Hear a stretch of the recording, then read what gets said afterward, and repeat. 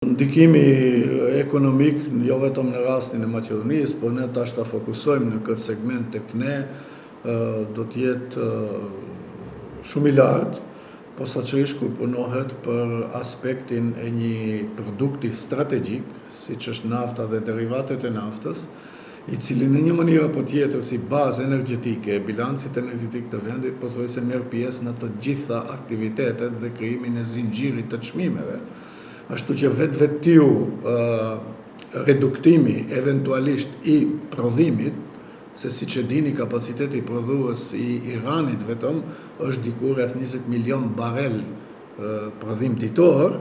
dhe nëse kësaj do t'i shtohet edhe prodhimet e Arabisë Saudite dhe vendeve të Golfit, e që rrezikojnë kjo edhe randon më tepër edhe ngushtica e kanalit të Hormuzit,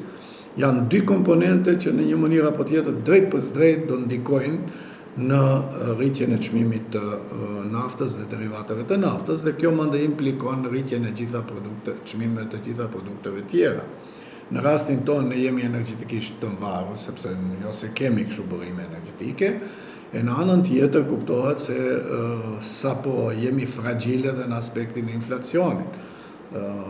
Është produkti i cili në një mënyrë zinxhirore do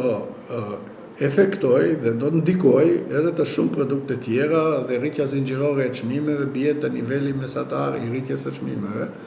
Dhe kjo në kupton më një rezultati një inflacioni, spiral të inflacionit, e cila akoma sa arritëm ta stabilizojmë. Pra ne mbillom vitin 25 me 4% inflacion,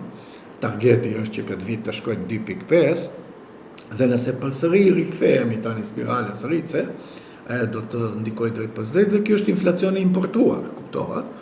por që ka ndikim mandej në gamën apo në asortimentin e gjerë të prodhimeve dhe shërbimeve, dhe si i tillë, pra